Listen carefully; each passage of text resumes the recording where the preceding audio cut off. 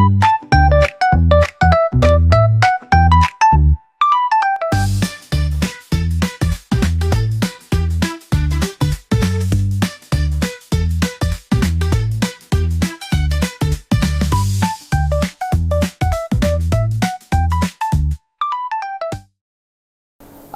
warahmatullahi wabarakatuh. Halo sahabat Wirabuana 1 Gemilang. Kembali lagi di Blended Learning SMK Wirabuana bersama saya Bapak Ahmad Syarifuddin. Saya mengampu mata pelajaran pendidikan agama Islam. Selanjutnya materi kita kali ini yaitu bahasan kita di bab 6 terkait dengan menghindari perbuatan zina. Ya. Kita bisa lihat di dalam ayat yang disampaikan oleh Allah Subhanahu wa taala, bisa dilihat di dalam surah Al-Isra ayat 32, dikatakan wala taqrabuz zina innahu kana fahisyatan wa sa'a sabila.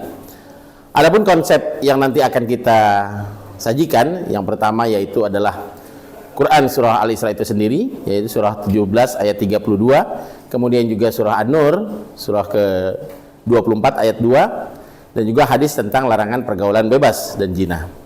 Nah, di dalam Quran surah An-Nur ayat 24 itu terkait dengan masalah hukuman bagi para pelaku pezina, ya. Sementara di dalam surah Al-Isra surah ke-17 ayat 32 itu terkait dengan pelarangan untuk mendekati zina, ya.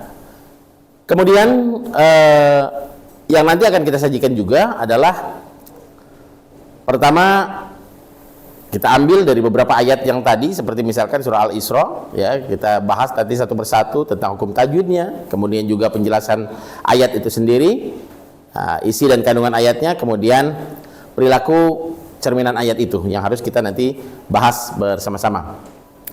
Baik anak-anakku sekalian, di kesempatan kali ini bahwa mendekati zina itu adalah sesuatu larangan yang mutlak. Artinya apa? Ketika kita dilarang untuk mendekati, berarti jangan sampai melakukan. Mendekati maksudnya jangan sampai ada hal-hal yang dapat menjerumuskan kita, yang dapat menjerumuskan kita ke dalam pelakuan zina, ya. Kenapa? Karena banyak hal-hal yang akhirnya menyebabkan kita untuk terjerumus ke dalam perzinahan adalah salah satu yang menghantarkan kita ke situ. Seperti apa misalkan? Pergaulan bebas.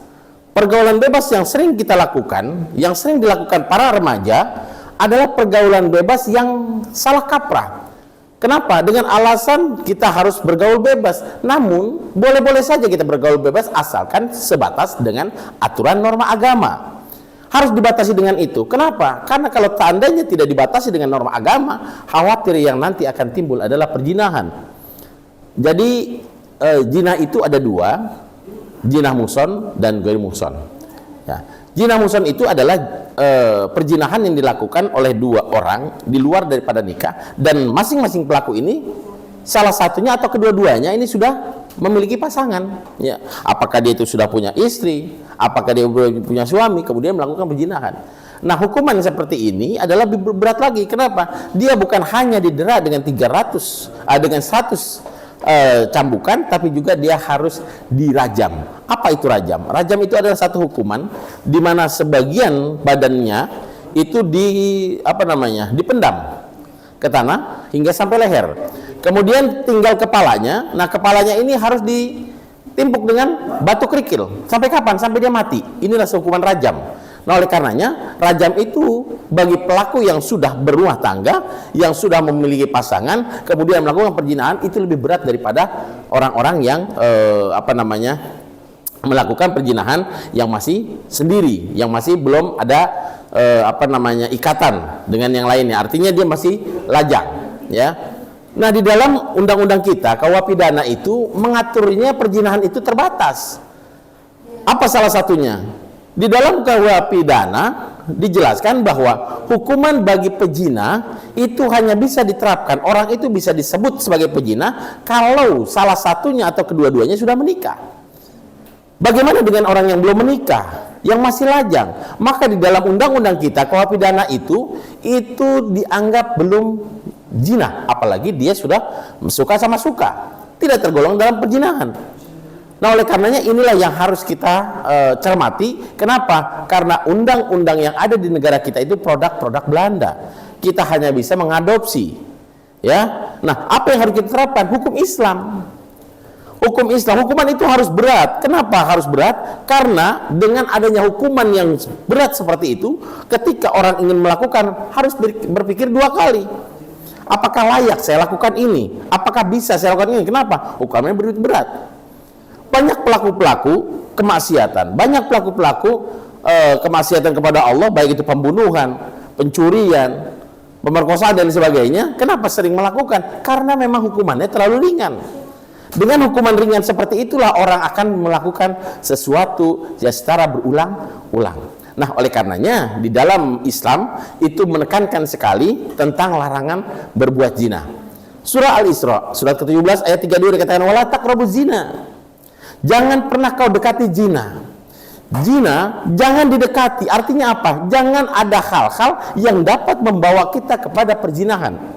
Innahu kana fahisha, sesungguhnya perbuatan zina itu adalah perbuatan yang sangat keji, perbuatan yang sangat tercela, wasa'a sabila, dan juga jalan yang kepada yang jelek, yang buruk, ya. Sehingganya jelas-jelas dikatakan di dalam surah Al-Isra ini larangan terhadap mendekati zina. Apa saja sebenarnya hal-hal yang dapat mendekati perzinahan itu adalah salah satunya berdua-duaan, berpacaran, ya, tanpa ada pengawasan. Apalagi misalkan orang tua punya rumah, punya anak, ketika anaknya didatengin pasangannya, didatengin cowoknya, kemudian orang tuanya masuk rumah, masuk ke dalam kamar tanpa diawasi.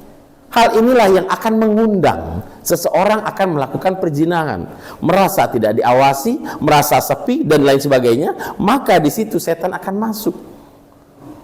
Saling-saling memandang, mendekat, pegang-pegangan dan sebagainya, ini akan membawa seseorang melakukan perzinahan. Ya. Kemudian di dalam surah Al-Isra tadi ada juga beberapa ayat yang harus kita cermati terkait dengan masalah tajwid, ya. Jadi wala taqrabuz zina innahu kana fahisyah. Jadi fahisyahnya di belakang, ya. Sebenarnya harusnya di depan, ya. Wala taqrabuz zina innahu kana fahisyatan wa sa'a sabila. Wala di sini kita ambil la, ya, lam alif. Di situ ada lam alif, ya. Itu berwarna biru, ya. Itu kalau kita kaitkan dengan hukum tajwid namanya mad tabi'i. Kenapa itu dikatakan mad tabi'i? Karena ada alif diawali harokat fathah. Kita tahu bahwa hukum mad tabi'i itu hurufnya ada 3, alif, waw, ya. Alif diawali harokat fathah, waw sukun atau waw mati diawali harokat doma, ya sukun atau ya mati diawali harokat kasroh. Itulah hal-hal yang memiliki makna atau hukum tajwid. Mad tabi'i, ya. Nah, di sini ada yang pertama yaitu wala. Itu hukumnya adalah mad tabi'i. Bisa dilihat warna biru, ya. Kemudian taqrabu. Taqrabu itu adalah qalqalah. Ada huruf qaf, huruf qalqalah yang kita tahu bahwa huruf qalqalah itu ada 5, ya. Kita sering menyebutnya dengan baju di toko. Ba, jim, dal, ko dan qaf. Nah, kebetulan yang ada di sini ada huruf qaf. Ya, apa itu qalqalah? Qalqalah itu artinya memantul. Ini yang ada di sini itu taqrabu adalah qalqalah sugro. Kenapa dikatakan qalqalah sugro? Karena di atas qaf itu ada sukun yang asli. Qaf berharokat sukun. Sukunnya asli, bukan karena disukunkan. Ya, di itu dikatakan qalqalah sugro. Qalqalah sugro ini berarti harus dipantulkan. Qalqalah sugro maupun qalqalah kubro, kedua-duanya memang harus dipantulkan. Cuma cara membedakannya, kalau qalqalah sugro itu berada apa namanya? Huruf qalqalahnya itu bersukun asli. Contoh tak, ya. Kita pantulkan tak, ya, tidak dikatakan tak, tapi tak. Ada pantulan, ya. Tak. Ya, jadi kalau qalqalah sugro itu adalah huruf qaf yang bersukun asli, sementara qalqalah kubro itu adalah ada huruf qalqalah yang diwakafkan atau disukunkan, ya. Nah, jadi cara membacanya wala taq.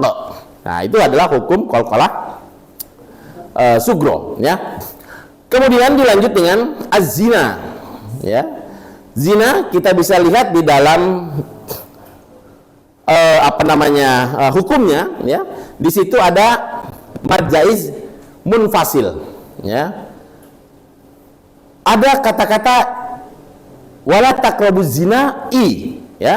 Asal katanya itu adalah mad tabi'i, tapi karena di depannya itu adalah huruf hamzah dan berada di beda kalimat atau di lain kalimat, di lain kata, maka hukumnya menjadi mad jaiz munfasil. Bisa kita lihat cirinya. Ciri daripada mad jaiz munfasil itu adalah ada tanda di atas itu. Apa tanda kita sebut dengan benderanya atau kita sebut dengan alis, ya, bahasanya seperti itu. Itu untuk membedakan antara mad jaiz dengan mad wajib. Nah, ini dikatakan mad jaiz munfasil. Kenapa? Mad itu arti memanjangkan, jaiz itu adalah boleh dipanjangkan, ya. Munfasil terpisah. Jadi mad jaiz munfasil itu adalah mad yang dipanjangkan secara terpisah. Bedakan dengan mad wajib muttasil. Wajib muttasil itu artinya bersambung, berarti terkait dengan satu kata. Kalau munfasil terpisah, berarti terkait dengan dua kata. Nah, az-zina kenapa dikatakan itu mad jaiz munfasil? Karena antara zina dengan innahu itu dua kata yang berbeda. Sehingganya itu kita simpulkan sebagai mad jaiz munfasil. Kemudian karena juga kita bisa lihat di dalam wala taqrabu. La ada lam alif di situ huruf biru, karena juga sama. Huruf biru itu namanya mad tabi'i. Kenapa dikatakan mad tabi'i? Karena ada alif diawali harokat fathah, ya. Kemudian kita lanjut, innahu kana fahisha. Fahisha juga sama, warnanya biru juga. Itu juga kita sebut dengan mad tabi'i. Kemudian fahishatan, ya, fahishatan wa. Jadi di situ ada tanwin bertemu dengan waw, namanya idgham bigunnah. Ya, ada tanwin. Di mana tanwinnya? Itu di atas tak marbutoh namanya. Ya, kalau kita lanjutkan, itu fahisatau wasa'a. Jadi kita bisa lihat di warna ungu, ya, warna ungu muda itu ada fathatain bertemu dengan waw. Hukumnya adalah idgham bigunnah. Berapa huruf idgham bigunnah itu? Ada 4.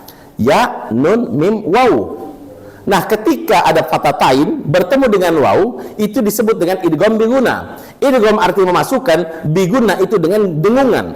Maka cara membacanya itu adalah fahisatau. Kita pegang dulu tuh wawunya, kita gunakan dulu. Jadi sebutannya fahisatau.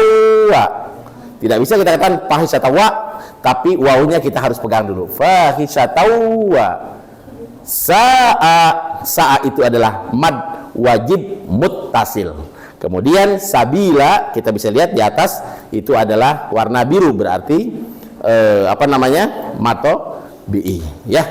Itu saja yang Bapak bisa sampaikan. Sekali lagi mohon maaf karena memang pelajaran kita itu harus masuk kepada materi, kemudian juga harus dengan